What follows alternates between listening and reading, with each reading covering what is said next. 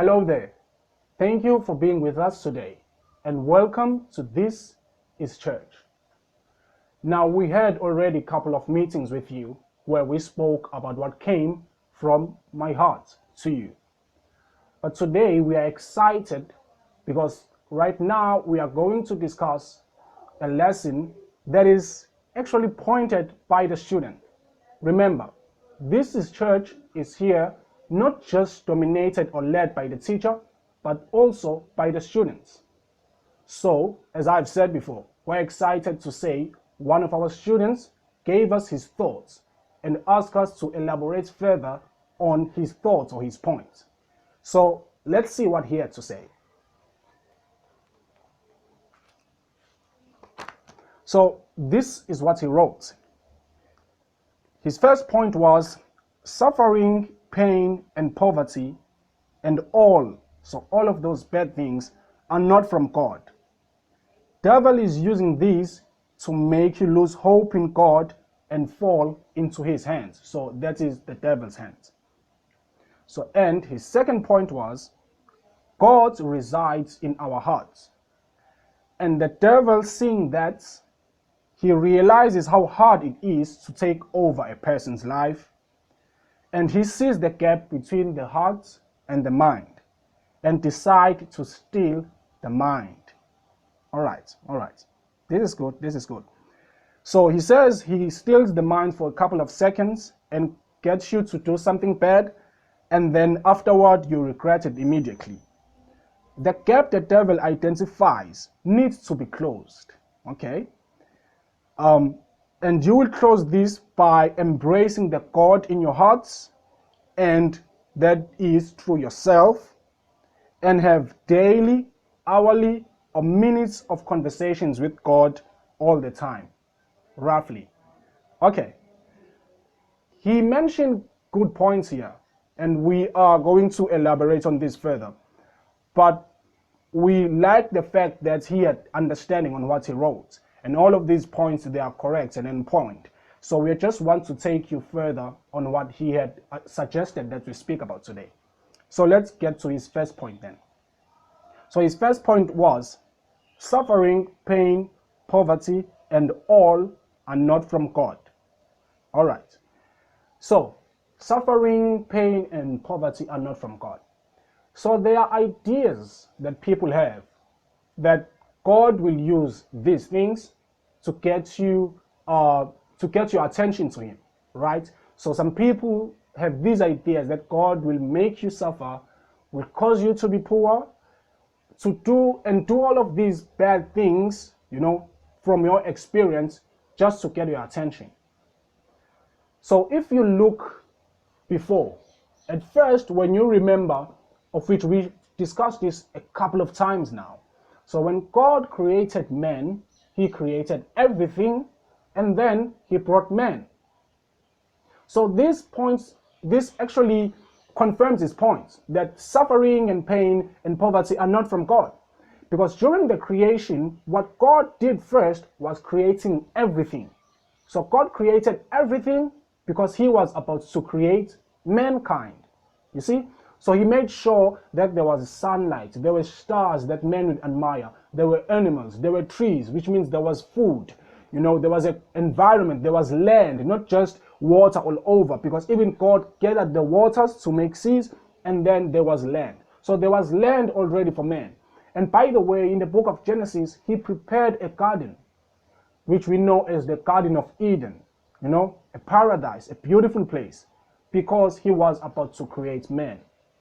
So this shows us that poverty, first of all, doesn't come from God. Why do I say so?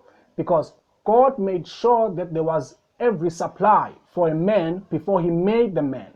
So he made sure that there was food that would supply man. There was sun that would bring heat and light to man. So God created everything because he was about to create mankind. So poverty doesn't come from God.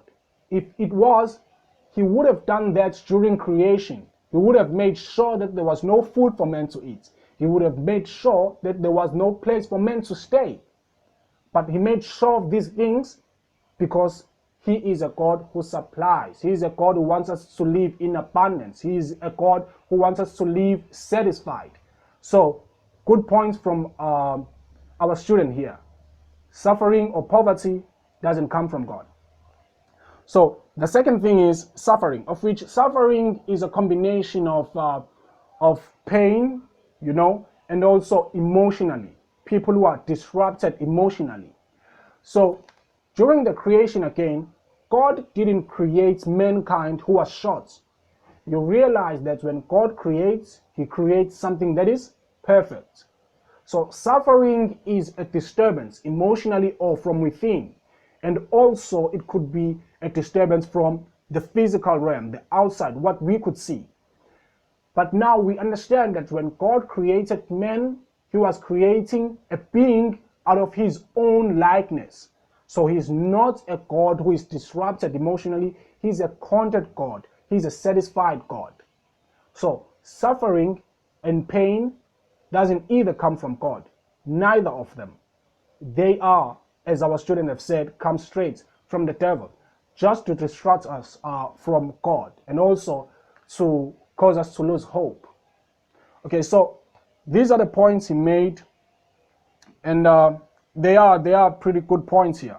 So we understand that suffering doesn't come from God. So some other people who go with this ideology that suffering, pain, and poverty God uses to get your attention, it's not true. God is not desperate to get your attention, by the way. He is God. And even if He wanted to get your attention, He could use some other way. Because He's a God who created you, then He understands how to get you, right?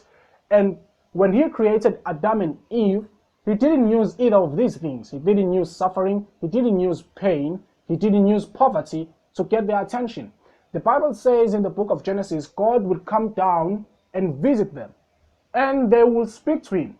So there was no suffering there. God coming down, speaking to them, He was getting their attention. And there was no suffering, there was no pain, there was no poverty. And I know some people may back their ideology with some scriptures or truths. That is fine. We are not going to argue that. If you want to live in pain and suffering and poverty, that's your choice. You can continue. But we as Renewed Society addresses that issue, that poverty, pain, and suffering do not come from God. And we choose to live in riches, in abundance, and in joy. That is what we choose. Okay.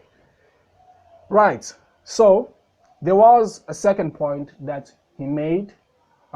He also wanted us to discuss this with you today. So his second point was God resides in our hearts. God resides in our hearts, which means God lives in our hearts. And we have to understand this, that if he talks about the heart, what is he really talking about? And I know it's easy to lose the concept of this, to lose the concept of the heart. What is the heart? Some people think there's a mind, and when they talk about the mind, they talk about the brain. So they say, I have a mind, as if you could open here, you could see my mind. Even if we open your head, we cannot see your mind. We can see your brain. You see?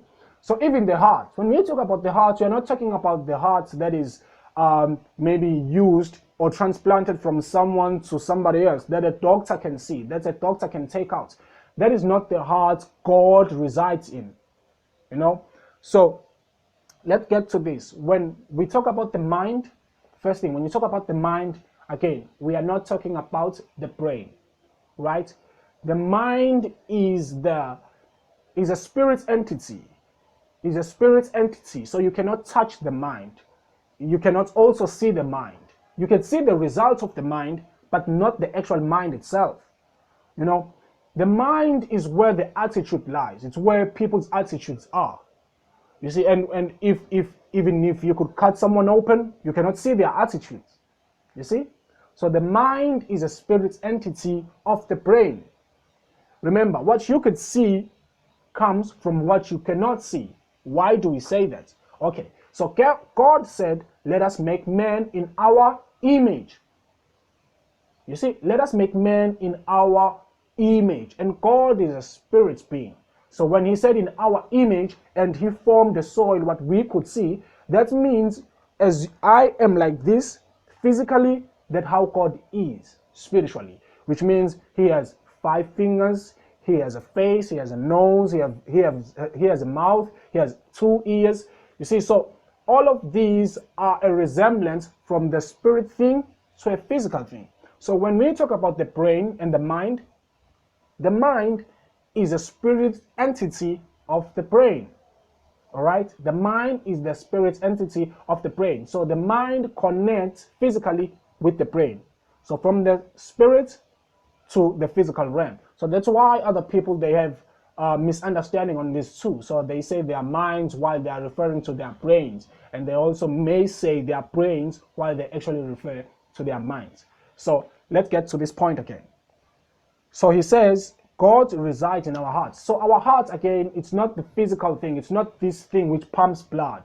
That's not the heart. That's not the heart he is mentioning. The heart is mentioning is you, is self. You see, when we talk about the heart, we are talking about physically, we are talking about what gives us life. So it pumps blood and you keep on living. Because some people, their brains may stop functioning, other parts of their brains may stop functioning, but they will still live. But if the heart stops, then they cannot live. That is why we are talking about this, that the heart is self, is the spirit. You understand that death is the separation of spirit and the body. So just like the mind, just like the heart, the physical heart, if it stops pumping, you will cease to live. You will die.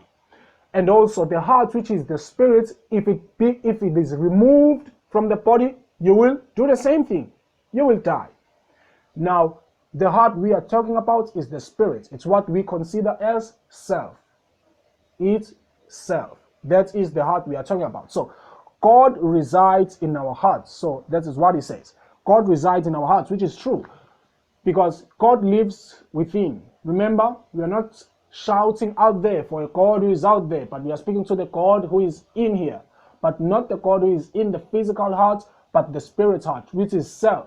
That is why we can also say you and God are one. In the book of Corinthians, Paul says he who is in partnership with God is one spirit with him. You see, so he who spends time with God ends up being one spirit with God. So him and God are inseparable. They cannot be separated. They are one. God is spirit, you are spirit, and then you mingle into one thing. So heart is actually self. It's the real you. You know, there are things that you can think about, but then what dominates most, especially on your conscience, we're talking about the heart. That's the real you. Some other things you can think, while your conscience denies you. So you understand that the heart dominates the mind, because the heart is the real you. So it is true. God resides in our hearts. He lives in our hearts, because our heart is our actual self, which is the spirit, and God is also spirit. And when you become aware of this, you spend time with God, you spend time with self. We talked about this previously. We said when you spend time with God, you are actually spending time with self, because you and God are one. You are inseparable. So yes, God resides in our hearts, which is God resides in self. And I am God. It all leads to one thing. So he continues to say then, the devil recognizes this, or seeing that, and realizes how hard it is to take over a person. So the devil, he's not capable of taking over a person's heart. He's not capable of doing that. You know, I remember in the Bible, there's a place where Adam and Eve, they did what was forbidden of them. And then God had to put them away from the Garden of Eden. So, even though that was the case, you know, right now, God and man, which is me, man, and God, we have a relationship together. Because even though men did what God said they shouldn't do, it's not possible to separate entirely man and God. It's not possible. You see, the devil, who is Satan, Some people may know the story that he was one of the archangels called Lucifer. When he did what was against God, he was forbidden. He was cast away from heaven. And there is no chance for him and God to become one. But when man did what was forbidden, still him and God are able to become one. So even the devil's work cannot separate entirely man and God. You see? So that is why he said the devil realizes how hard it is to take over a person, because he cannot take over the person's heart, because the heart comes from God. When man was created, there was soil, and then God breathed his spirit. You see? So this spirit or this heart we are talking about is God himself. So the devil cannot take over God.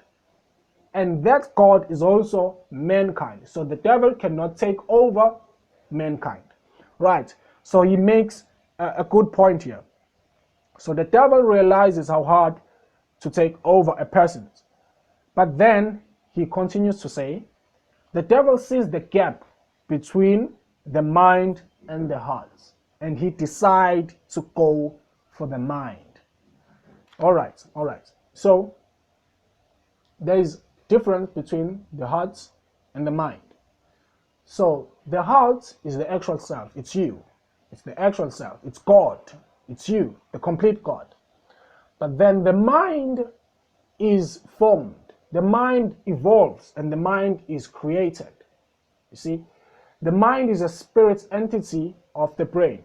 So when you were born, you are God. You have the spirit of God. You are God completely. But then as you grow, you start to perceive things. You become aware of some things around you. You start to read how things work. You start to understand how things work in a certain perspective. You see? So there is the evolution of the mind. The mind is being built. The mind is growing up. You see? So as you realize things and you perceive things, and again, you perceive things according to someone else's perception, because you grew up in a certain kind of environment around certain kind of people, so they help you grow your mind. That's where the attitude comes. Your attitude is formed based on the environment, the people, and the events that occur in your life. So you build attitude. Some people have a positive attitude. Some people have negative attitude. So the mind is a combination of a lot of things that happen, but the heart is just God. It's one thing, just God. So here is the difference which he made between the heart and the mind. And this is a very good point. This is a very good point. You see, the mind is built by the events. The events and all of the things that happen, the experiences, what the person perceives, and the interpretation of what he perceives. Even the interpretation itself is built by the environment, it's built by the people around him, it's built even by the interpretations that people gave him or her, by the way. So the mind is built by different things. And the point he made, our student, was that the heart cannot be touched. The devil cannot touch the heart, of which he cannot, because the heart is God entirely. But the mind is built through, when you grow up, through all of these things we have just mentioned. And the truth is, the devil is able to influence all of what we have mentioned. The devil is able to influence interpretations of things. He's able to influence the perception of things. Also, he's able to influence the events that happen around you.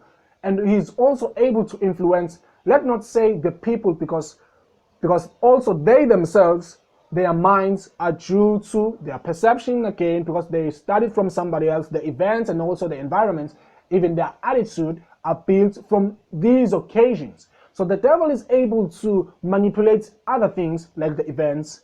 He's able to manipulate your perception of things, because I can see something and say it's good, and somebody else can come and see it and say it's bad.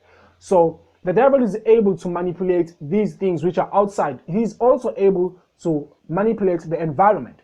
So yes, it is true The devil goes for the mind because he's able to manipulate those things. You know, there are things that people, they do not like, they see themselves doing, but they do not like them. And then they will teach their kids not to do it. But then their kids will end up doing those things simply because they perceived them, their parents actually, teaching, or they perceive their parents doing it, and they end up themselves doing it.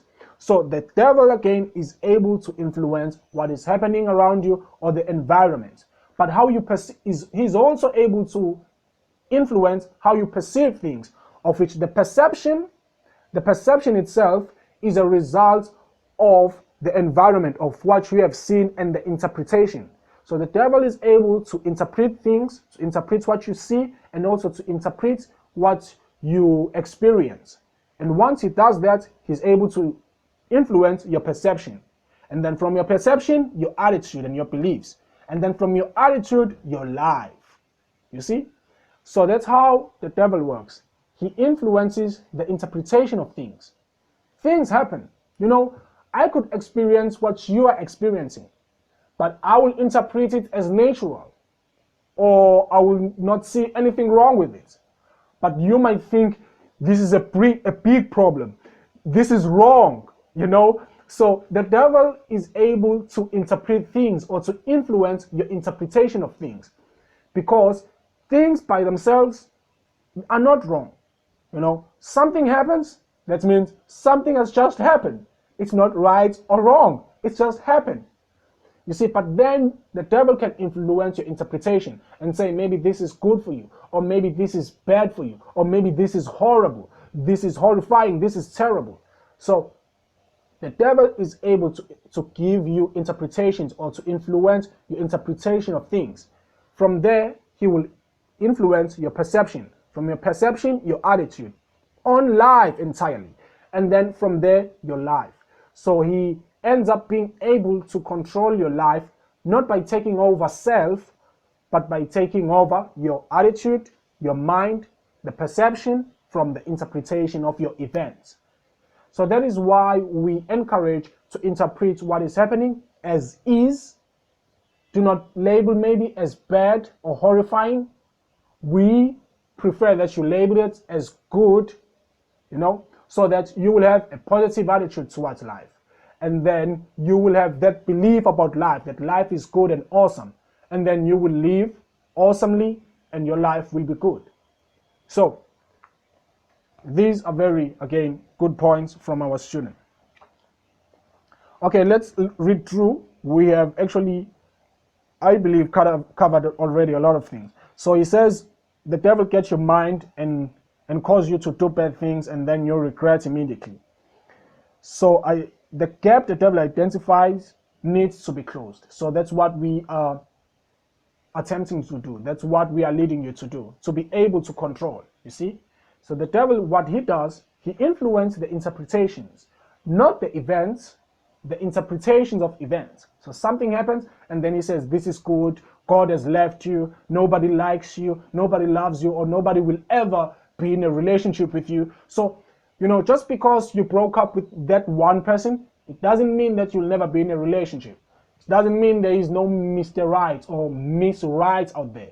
That is just the devil giving you interpretations just to cause you to be depressed and see life as a negative event, you know, negative event. No, but that's entirely not true. Remember, God made you to have all that you will ever need, all that you will even want. I like how David put it. David says in the book of the famous Psalm, chapter 23, the Lord is my shepherd, I shall not be in want. Okay, so not just that you shall not be in need, but you will not even be in want, which means God will satisfy your needs, but he won't stop there. He will give you even your wants, the things you don't really need, you know. So that's how God sees you. That is even why God created everything. Think about this. God created everything just because he was about to create mankind. You see? You think the sun is too big, the sun is big and beautiful, but God created all of those things because he was about to create you. So he thinks you are worthy of all of what you can see. The sun, the stars, the moon, the gold, the silver, the land. You know, when God said, let men rule even on the fishes, he wasn't just talking about the animals, fishes, but he was talking about the submarine. And you know, now we have the submarine ships. So we rule even on the seas. On the air, we have airplanes. So God wanted us to rule even on the air. You see, so this is why we were created. And thank you for our student here. This is why we were created. Not to suffer, not to be in pain, never to be poor. Hence, God created everything just because he was about to create us. He brought us in this world on earth that had everything. And I want you to know that the cars were already there. When Adam and Eve were created, cars were already there because there was nothing new that was created when the cars were built. You know, it was just evolution. When people evolved, knowledge grew, knowledge became more and more, and the cars were formed. So all that you can see, you are worthy of it. If other people say you are not, I want you to know God thinks you are worthy of it. So we appreciate very much the points that were made by our students. I believe you had an awesome lesson today. Thank you, and keep these suggestions and thoughts coming, and we will reply to you as soon as possible. Thank you for being with us today. This has been joyous, and this is church. Thank you for watching. To view the complete videos, go to our YouTube channel at youtube.com/Renewed Society. And to interact more with us, visit our Facebook page at Renewed Society. This is Church.